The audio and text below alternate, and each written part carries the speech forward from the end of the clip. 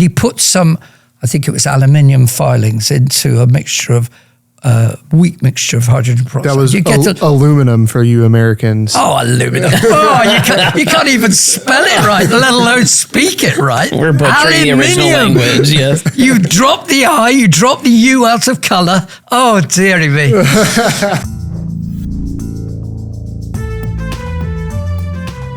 Hello, everyone. Welcome to Creation.Live. In each episode of this show, ICR scientists gather with subject matter experts, apologists, and other special guests to discuss pressing issues, whether that be ICR's current research, something new that's come to light in the scientific community, or something else entirely that ultimately impacts how science points to our Creator, the Lord Jesus Christ.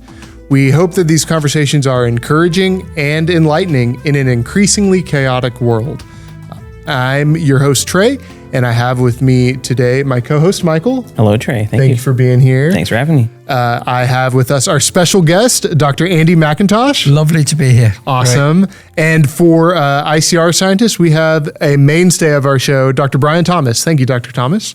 Hey, glad to be back. Awesome. Okay. So before we get into the meat of the subject, let's hear a little bit about you, Dr. McIntosh. I know that you've worked a lot with, biomimetics, and you're doing work on thermodynamics and other such things.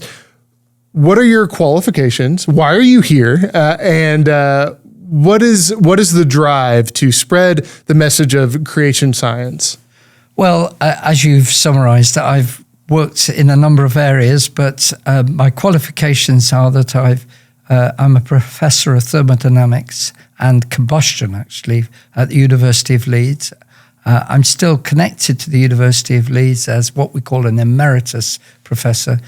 But since I retired, I've spent more time actually developing the areas that you've mentioned, thermodynamics and information, but also in the latter part of my research at Leeds, I started working on biomimetics, copying nature with a view to using it in engineering. And in particular, the bombardier beetle, which has combustion, amazingly. We're going to get into that in a moment. And I've started work with some projecteers at Liberty University in Virginia. So that's been taking up my time quite a lot, and I do quite a lot of speaking on creation. So not really retired. I'm not properly retired. I'm retreaded. Awesome. Retreaded. I like that. Not retired, but retread. I like that. All right. So why creation science? Well, because it's so important, because we need to have a reason for the hope that is within us. We need to be ready to show to people that, contrary to popular opinion, science has not closed down the Christian faith. It's the opposite. Science is a massive signpost in all areas, whether you're dealing with fossils, whether you're dealing with design, like I'm going to be talking about with the bombardier beetle, whether you're dealing with flight, whether you're dealing with all sorts of areas, any area of biology, archaeology. All these things point directly to the fact that the Bible is true, and that God made the world, as he said in Genesis. Then there was a worldwide flood, 1600 or so years later, 1650 or so.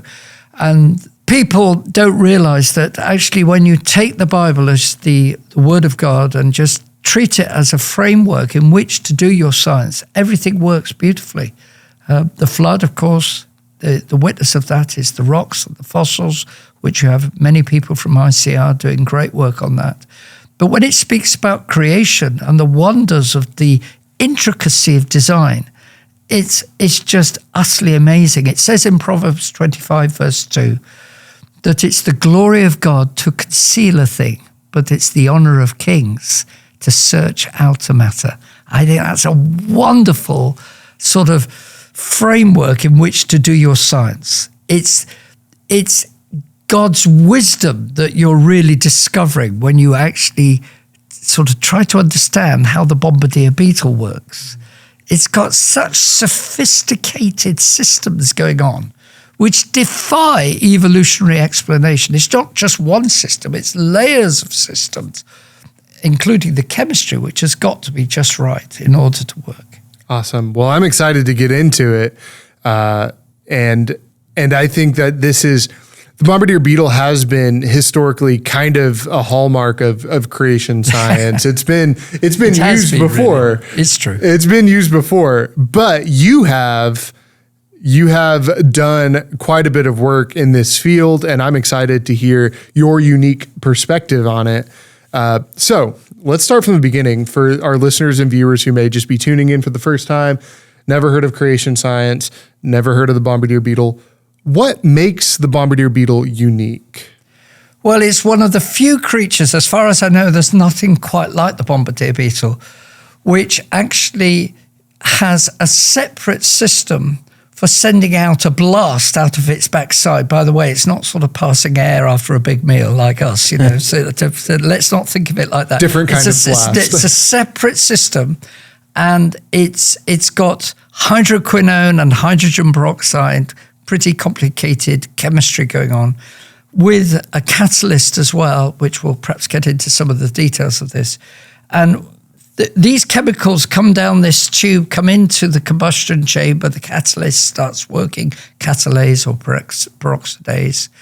And these two chemicals start really combining and producing heat, which heats up what is primarily water. It's about 25% is these chemicals that I've just mentioned.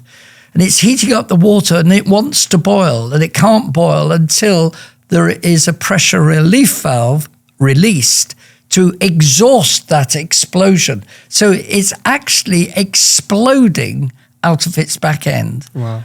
With a tiny little turret, which actually pushes this exhaust even over its head, or sideways, or wherever the attack is coming from, which is usually a frog, a spider, a bird, or an ant, which is trying to grab their meal, trying to prey on this creature.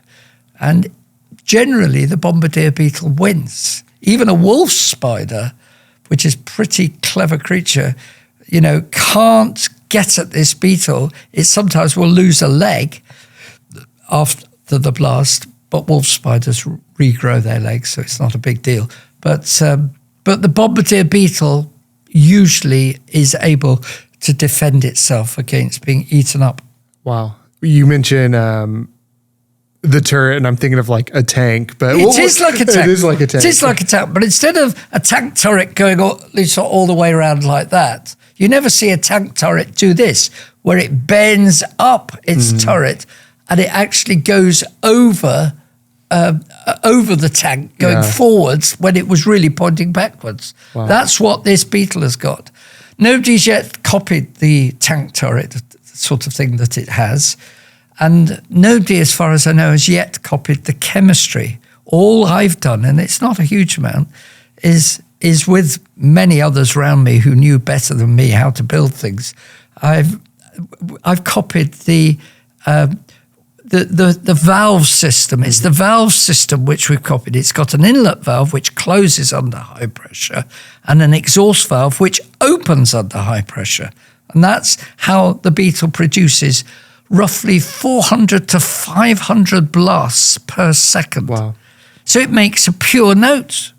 That's what Tom Eisner, who did a lot of the biology work in Cornell University, that's what he discovered.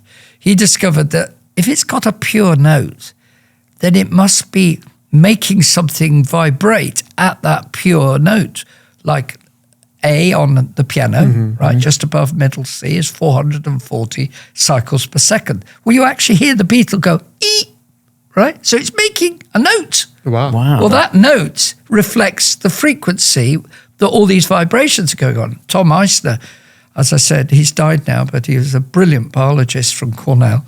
Wow. And he realized, well, it's making this note. So he took it was in the old days of cine photography back in the 1980s or thereabouts. And he took this film and then he played the film back much more slowly. You can see the shots from the film in his paper, Proceedings of Natural Academy of Sciences, 1999, spray aiming from the bombardier beetle. And that's what caught my attention, that he was doing brilliant experimental work, a very, very clever man. And he played it back slowly and he could see the individual explosions. He cracked that this Beetle is actually using explosive chemistry. It's a series of explosions. Wow. And it will do this for maybe 1 or 2 seconds. So it's doing, 1,000, 1,500, 2,000 blasts, right? And then it stops. Then it does it again, and it can carry on doing this for quite a while. And it's got 2 combustion chambers in order to control this process. Wow. Dr. Thomas, what are the odds? How does this even make sense? This sounds like, in my mind, more complex than any machine that we've ever created. Even in Liverpool. Yeah, even across the pond. Yeah. Dr. Thomas, what are the odds? What does evolution have to say about this? So to get at that answer, I think I'll continue to interrogate our guest. Okay. Can you let's just make a list of core essential parts for this, just for the explosive system. So right. you've mentioned some of them already, and so I'll get the list started.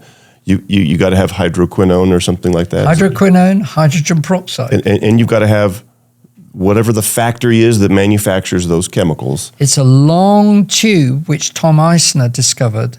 I know some people have said in the past, 2 separate supplies. Actually, Tom Eisner showed that both those chemicals are coming together and not reacting down an extremely thin tube. So you need the factory, and that's the thin tube, and then you need the specific chemicals that it manufactures.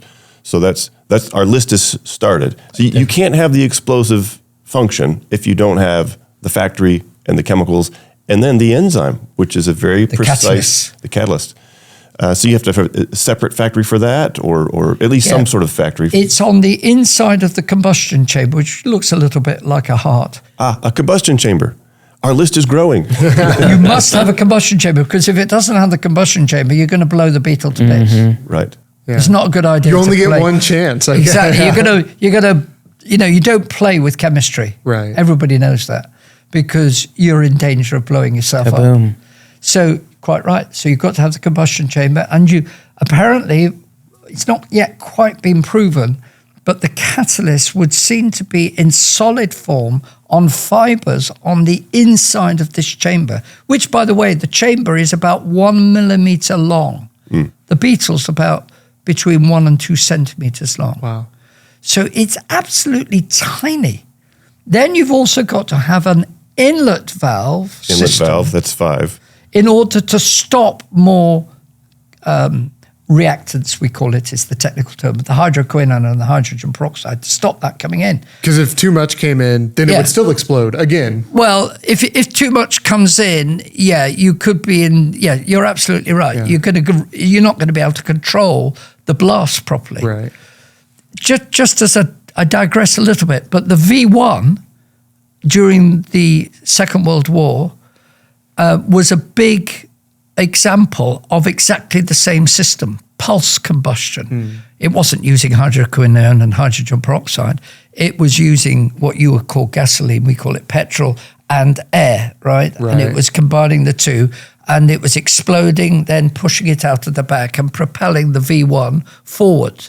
And it was a very nasty missile sent by Hitler, against southern England, caused a huge amount of deaths. That's another story, but it was the same principle. That's what's going on in the Beetle. It is actually pulse combustion. But we've mentioned the inlet valve, and then the exhaust valve. 6. Six Okay. is an exhaust, as I've just said, which has to operate at a particular pressure. Now, the Beetle does it passively. When it reaches this pressure, think of it like a butterfly valve. It opens under pressure, right? And you usually have a butterfly valve for inlet on a car. This is it's a membrane which lifts up under pressure. Frankly, it came as a result of a discussion with Tom Eisner and myself. I was visiting his lab, and he showed me this electron micrograph. I said, that looks distinctly like a membrane which is going to lift up after our discussion. He said, yes, you're right, Andy. I said, well, that's a pressure relief valve. We might call it a balloon valve or whatever you call it. And he agreed. He said, yeah, that is a pressure relief valve. He knew about the inlet valve, but he hadn't quite understood yet, because he wasn't trained in engineering, although brilliant experimentalist. I have huge respect for his memory. I really enjoyed speaking with him.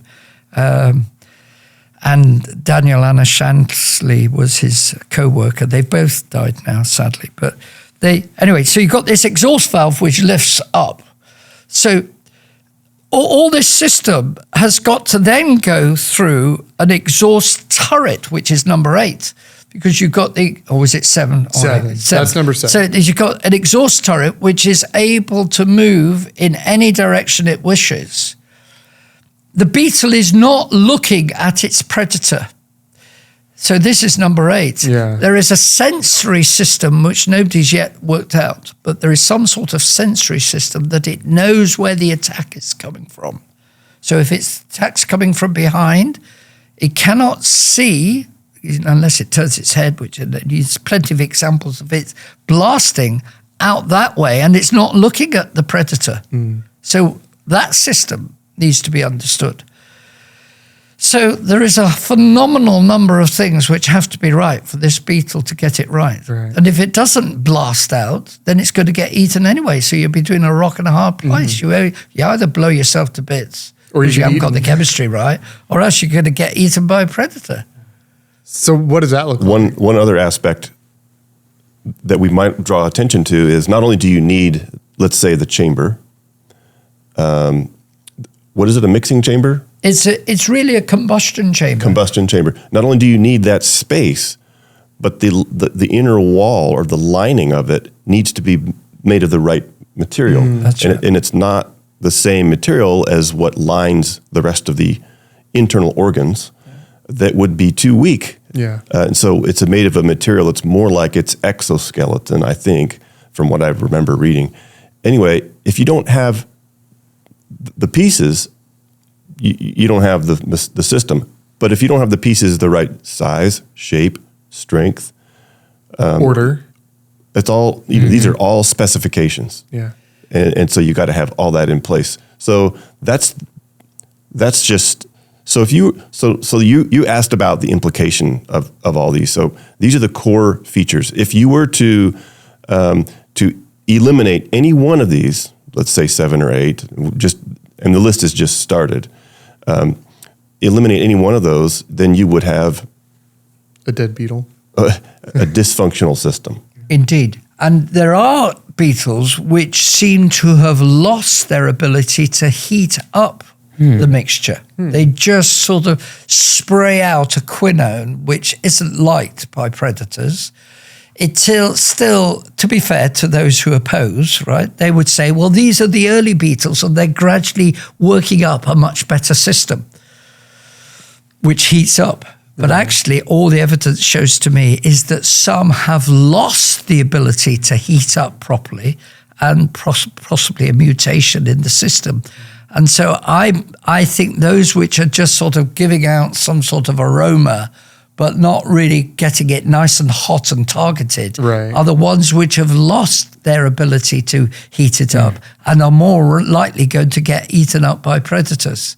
Because none of these, predator. A bird or a frog or anything, really hates it when it's sprayed into its eyes, for instance, and it receives this hot spray. There's no danger to a human being. In fact, Darwin once picked one up and put it in his mouth because he was wondering what the stuff was coming out. He took a bit of a risk, but it didn't hurt him. And frogs will sometimes try and grab the beetle and they'll take it into their stomachs, and it's even been known for it still be squirting inside the frog, and then the frog spits it out again. So there's classic films of that. Yeah, I watched that on YouTube. I saw that. So these beetles are really ones which are sophisticated in their engineering, and I would suggest that the ones who are not spraying well, not with hot spray, are the ones which, rather than being primitive, are the ones which are mutants, which have lost that ability. Just come back to something that Dr. Thomas was saying. The it is true, actually, that the material properties are very important, because I don't think most of us would like to be sitting on a boiling hot pan of water. Accurate, yes. So the heat transfer of the cuticle near its backside, we try to measure it. It's actually very difficult to measure it, but you do have instruments like atomic force microscopes and other types of equipment there, which can actually measure the thermal conductivity of the material. We did attempt this. It's not easy to do, but it did seem to be very low indeed. In other words, that exoskeleton, as Dr. Thomas called it, the cuticle near its backside, is hard material, and it's not going to easily pass the heat which of its own blast into its internal organs, which is the danger, that you fry yourself as you're sending this blast out. So what Dr. Thomas said is very, very important. So it needs to be insulated. Exactly. That's another way of putting it. Yeah, Thank you. Insulated. So I was trained to think, and I believed it because it was all I knew, that hydrogens became humans over eons. Oh, yes. And fish became people. And I did believe that. Yeah. So that's the kind of guy you're dealing with. I no longer believe that, because I had discussions like this about origins with people who, had a dissenting voice, people who believed in creation. And I kind of, at first, didn't want to hear them, but the more I heard them talk, the more sense they made. Mm-hmm.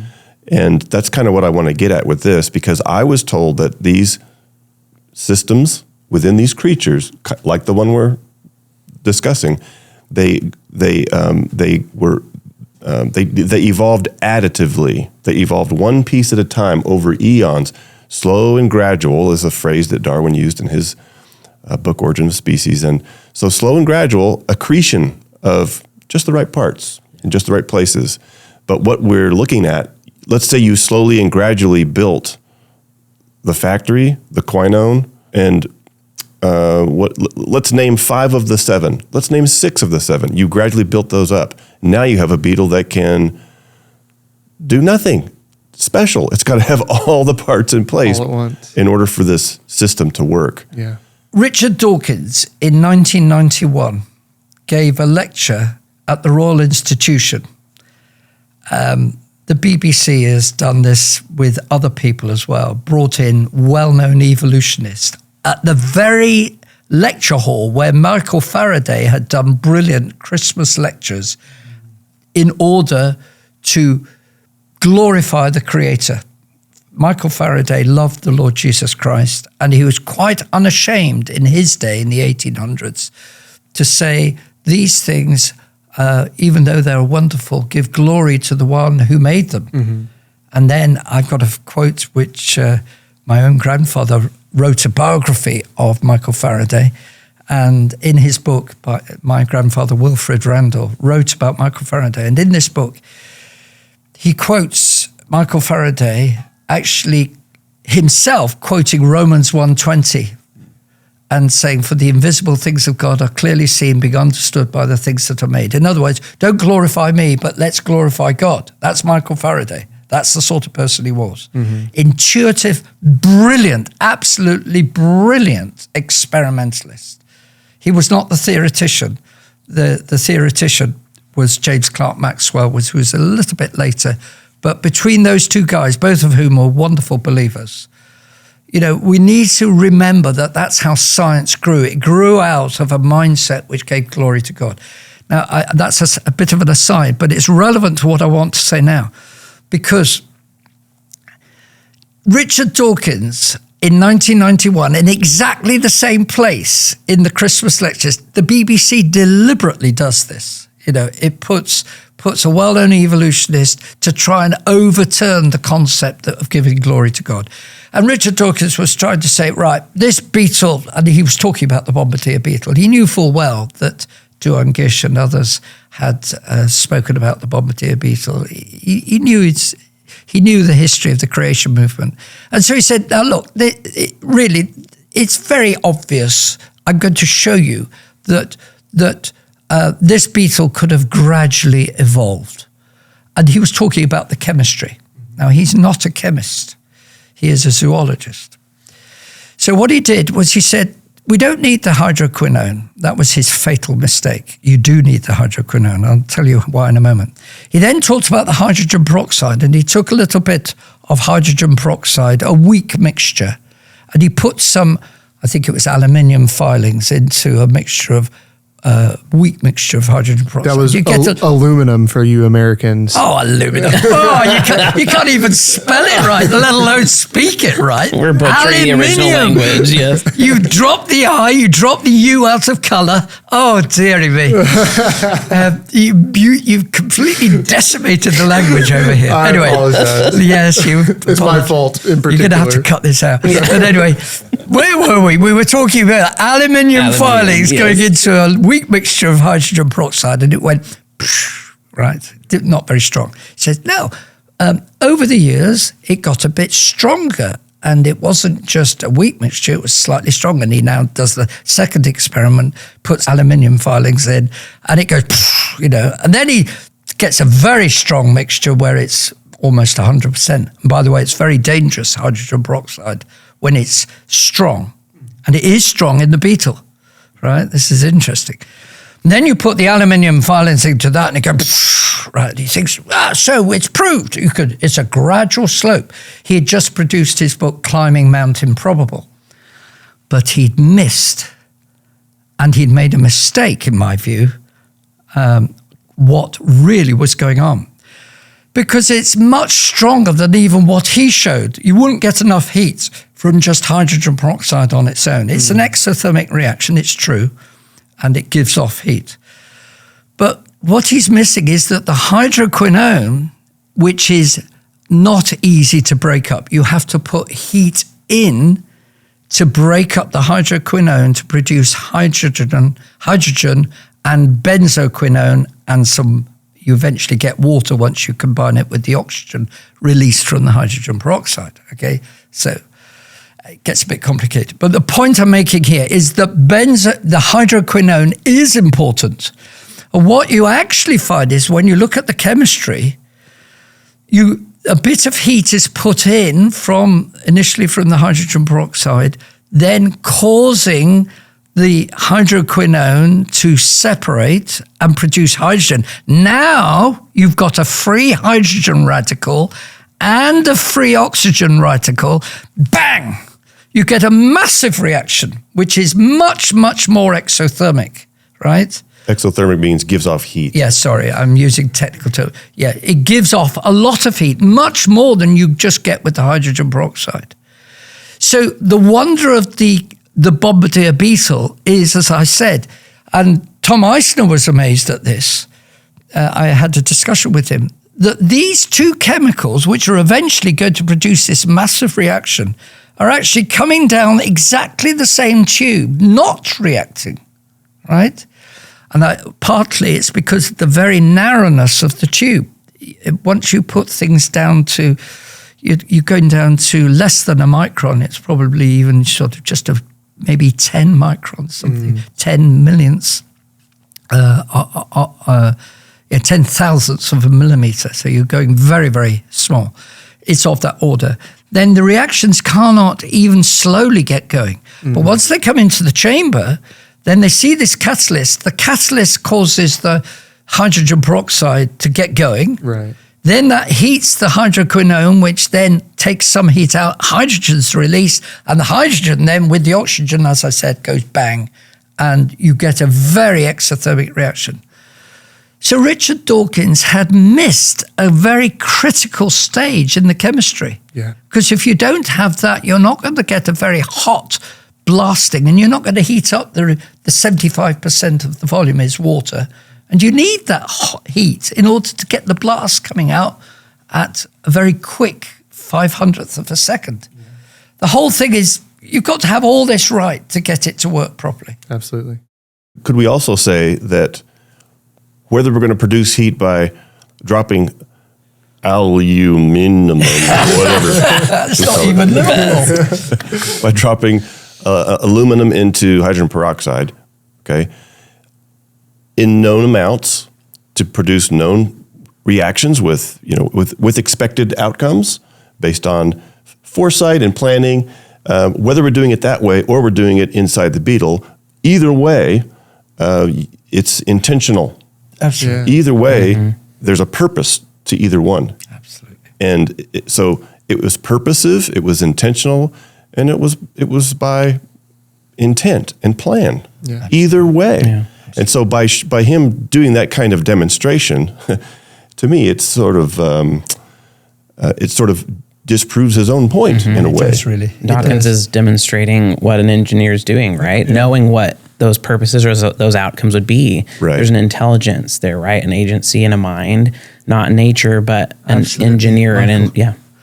And may I just say that the little bit of work that I've done is simply copying the valve system. We didn't even copy the chemistry. I'd love to copy the chemistry. And in fact, it's still waiting to be understood how the hydrogen peroxide is produced. Because let me just digress a little bit. The hydrogen peroxide production industry is a very complicated process. It's a very big vats, and eventually you get hydrogen peroxide out at the end. But it's expensive. It would be wonderful to be able to produce hydrogen peroxide just in small amounts. Let me give you an example where it could be useful. To produce energy, one of the ways of doing it is by running a gas turbine, land-based gas turbines. But of course, it's expensive in terms of fuel. So all the push is to make gas turbines run very fuel lean. But once you go fuel lean, you have instabilities in gas turbines. Did you know, I've written a paper on this, that my student and I, we showed that just by adding a little bit of hydrogen peroxide, an engine which is struggling using just burning aviation fuel, right? And it's burning it very fuel lean, and it's struggling, and the engine you would usually be unstable becomes stable again just by dropping a little bit of hydrogen peroxide in, right? So if we had a means of producing hydrogen peroxide on tap, just a little bit, like the Beetle does, it would revolutionize aviation, not aviation, land-based gas turbines for producing power, electricity and everything. Wow.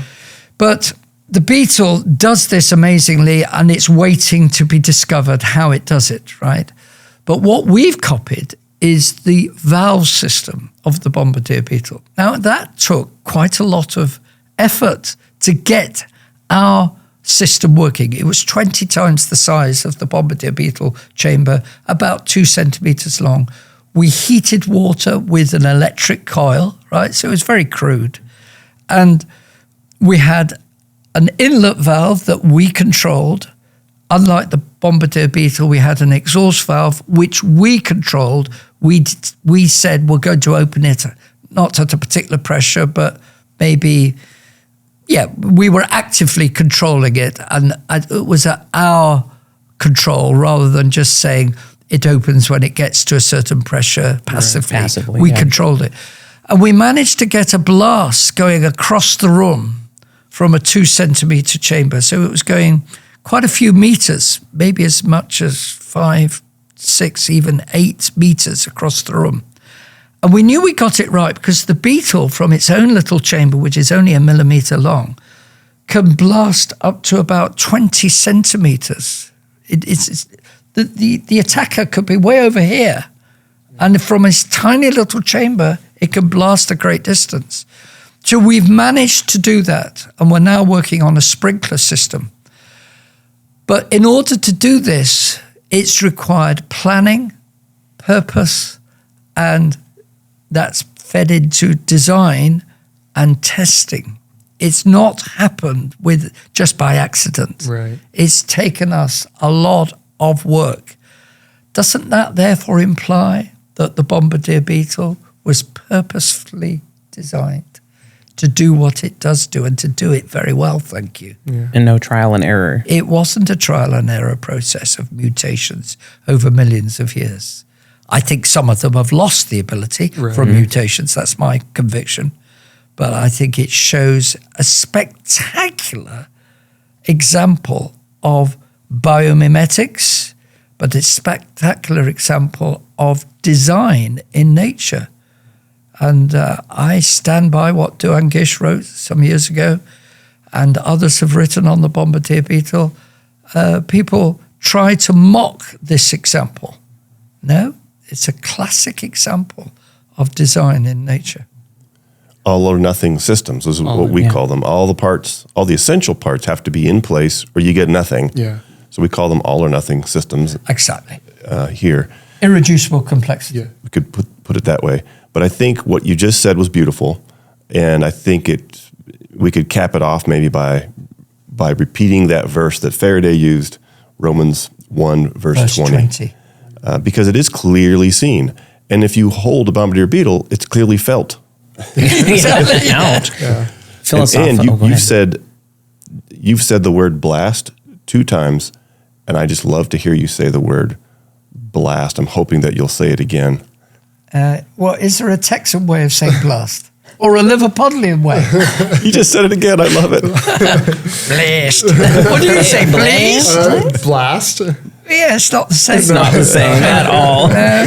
Philosophically speaking, when you talked about Dawkins earlier, I caught on something you said where he was like, years later than this happened. But Dawkins isn't, even 100 years old. So how can he make that assumption about years? And I know that argument can be thrown at us too. How do we know that that an intelligent creator, the Lord Jesus Christ, would have designed this beetle in particular and all creatures perfectly without trial and error? How would y'all respond to Dawkins, to someone on the street, a family member, someone in your church even, who would say, well, I believe it was trial and error, and then you say, I believe it was a creator? How do you respond?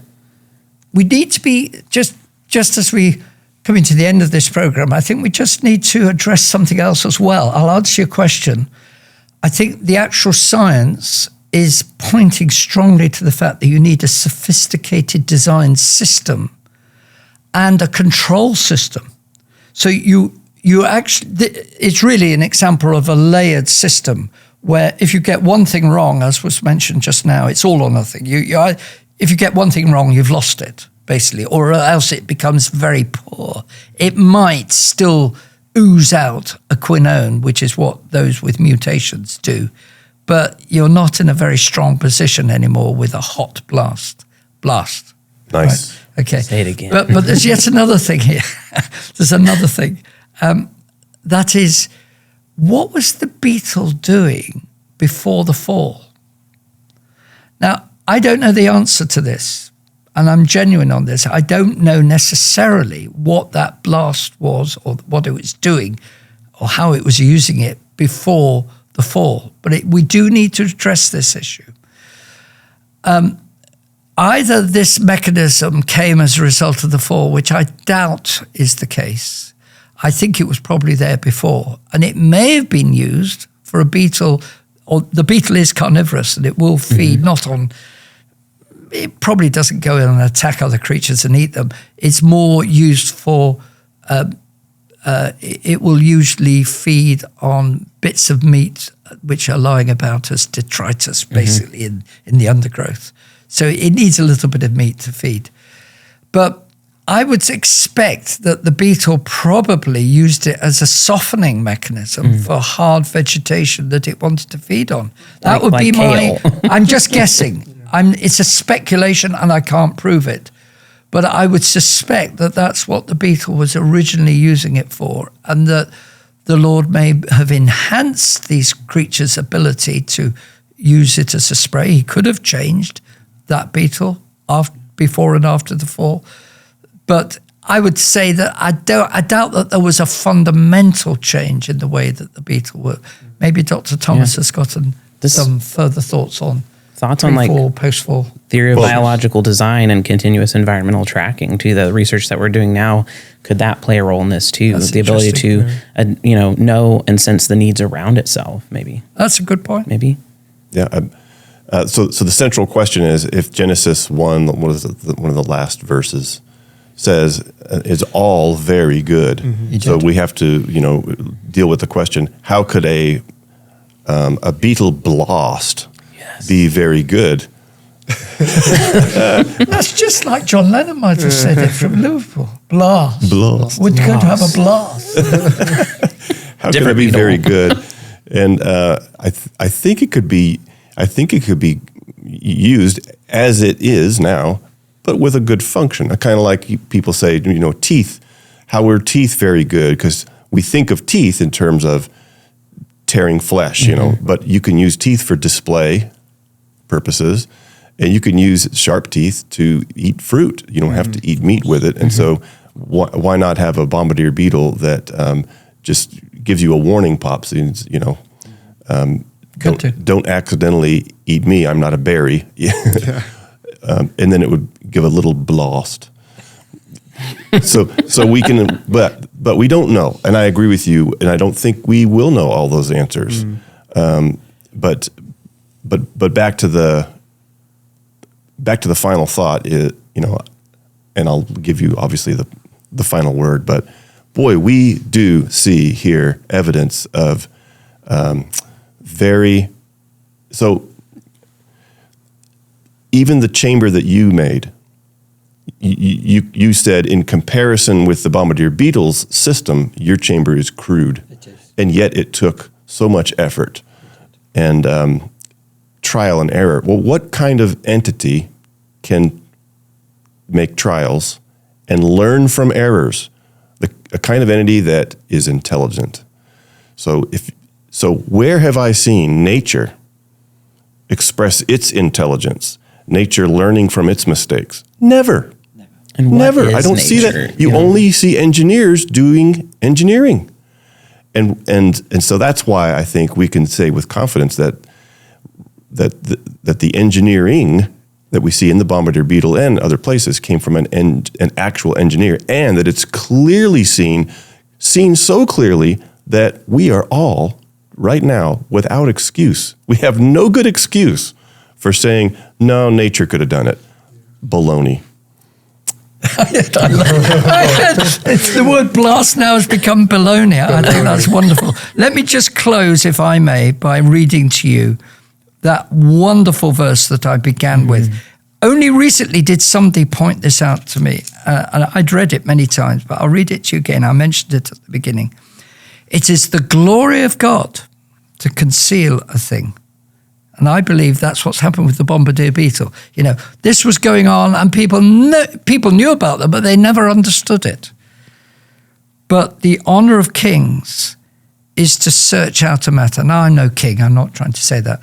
But we are kings and priests under God, aren't we? Yeah. And I think it is the honor of the Lord's people, let me say this, to do what you're doing at the ICR. You're using engineering minds to approach the biology. I know Dr. Galuza is basically promoting this quite rightly, that all you on the staff here it's an honor, isn't it, to actually unfold the wonder, the wisdom that God has put not just into animal kinds, but even into the plant world, going into the DNA and the incredible things that even plants are doing. I mean, how do the plants follow the sun? That's an incredible mechanism. I won't go into it all there, but that's another story. But to unfold what God has done. And Solomon wrote about lots of things, and it says that he wrote about little creatures. It doesn't quite mention beetles specifically, but I think it says crawling things or something like that. But it was the glory of a real king, King Solomon, to investigate these things. And it says he talked about plants, it's a whole list of things that he looked at. And we should have the same minds, saying, Lord, how did you do this? We should even pray. And I believe that the good science is often uncovered by careful, methodical work with a humble heart, giving glory to God and praying over it. Yeah. And praising because of it. Yes. Yeah. Well, I think that it's interesting. We mentioned biomimetics, humans looking at creation and trying to mimic it. And we can't do it well. I mean, we can try, but again, it takes tons of effort. And you said that it was crude, and yet we continue to try. And that we're thinking God's thoughts after him. We are. We're doing our best to mimic the master engineer, the master designer. And we get better at it, but we will never be as efficient and perfect as God's work. So. Yeah. He gets a lot of credit. He does. He gets all the credit. Well, thank y'all so much for talking about this hallmark of creationism.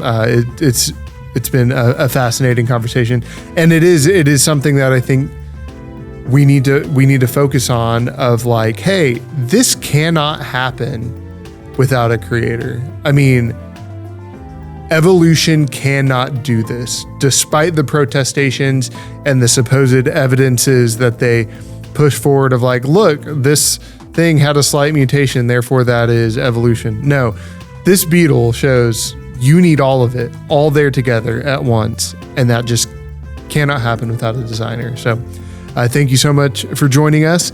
Thank you to all of our viewers and listeners for tuning in. Make sure to share this with your friends. Give it a like, subscribe. If you'd like to get this podcast, Creation.Live, 2 weeks early, or our other podcast, the Creation Podcast, 1 week early, you can always hit the join button, become a member here on YouTube, or find us over on Patreon. The links are in the description below. We'll see you next time on Creation.Live.